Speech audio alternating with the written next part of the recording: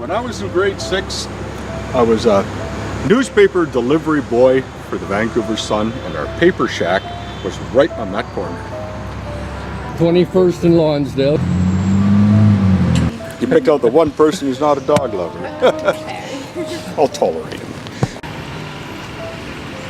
Harley Biddlecombe. We called him Atlas. At for short, and mostly, yeah, At. Lived right there. It's a duplex, one below, one above. He had 2 dogs, Bonnie and Lisa. They were collies. Biz and Lox's Sentimental Walk, Sentimental 2017. Those thrilling days of yesteryear. Yeah, when we was fab. Had a lot of fun at Lonsdale School. It was different. They changed the boundaries after I graduated in grade 4 from Westview School, which I'd been going to for 4 years. Made us come here. And Queen Mary? Yeah, at Westview he used to have to come there. Oh. And I missed out on that. every afternoon there were kids, boys and girls from other schools around North Van, because Queen Mary was set up for home ec and had a woodworking shop. This is part of my old stomping grounds. This block here. West 24th. And Mohawk.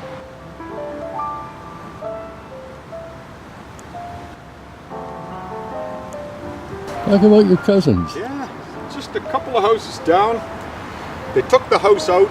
It was an old, early 50s house, and it had a wood-burning furnace, if you can believe that. We used to have sawdust ones. There was a lot of them in the old houses here, but that one had a wood-burning one. And it was a small house. They had 7 kids in that small house. Cheryl Tomlinson's childhood home. Cheryl's a sweetheart, always was. Really nice person. And like most of us North Vancouverites, she doesn't live far from where she grew up. Oh, that's for sure. Boy, it's been a long time since I walked down this street. Peggy shoot. Peggy, that's right, yeah. Peggy and Penny. Dual Yanks. Dual Yanks, yeah, from Rochester, New York. Yes. And they lived here right next to the Taylors. Well, there you go. Well, a few old houses survive. That was it. And I remember Atlas liked them, and they used to say, "No tactics, eh, At?" No tactics? No, remember At Tactics? We used to sing the song, "There's no tactics like At Tactics." There's no tactics at all. We moved into that house, 515, in 1955. Brand new house. Ralph and Pat are kids. I lived there for 15 years, until I moved out in 1970. And that was it. It was wonderful. I spent very little time here. I know. It was more fun at your place. Well, there was no... we weren't supervised. You didn't have older women here and That's unsupervised action. That's right. We had too much of it down there. Here's our old school. It's way different than what it looked like when we went here. That was quick in days gone by, but...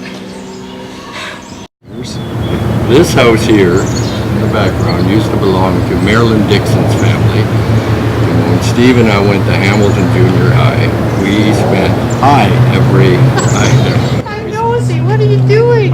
We're doing a sentimental journey. Did you live here before? Oh, we practically lived in this house. It was one of our girlfriends. We hung out in this house for years. Are you a long-time resident? Well, I've been here 46 years. Then you knew the Dixons? The Dixons. Yes. Yes. Yeah. This is where Lou Labordier lived. Lou Labordier, who married Elaine Whedon and moved to Likely. And this is we're on 16th here, or 17th. 16th Street. Looking west towards Bewick. Yeah, you don't have far to go. Right by old...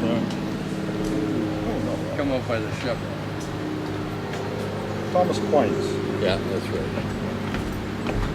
Anyway, here we are, across the street from what was Danny Turner's place, here at the corner of 6th and Forbes.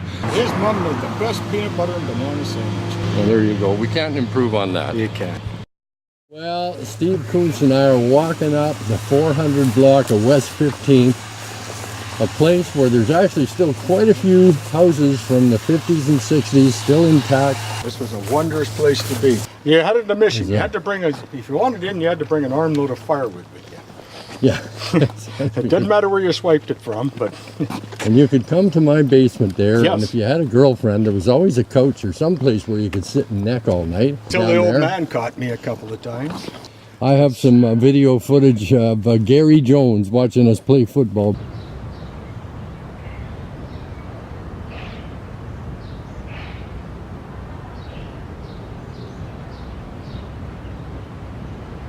It's very different now. Very, look at a whole deck right across the back.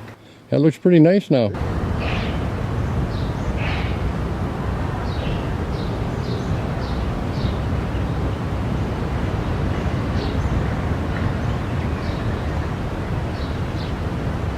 But this is my history because at 2 o'clock in the morning, some July day in 1967, Dan the Man Mason knocked on my bedroom window and smoked me up, and we sat in that bleacher there, and I thought it was pretty terrific.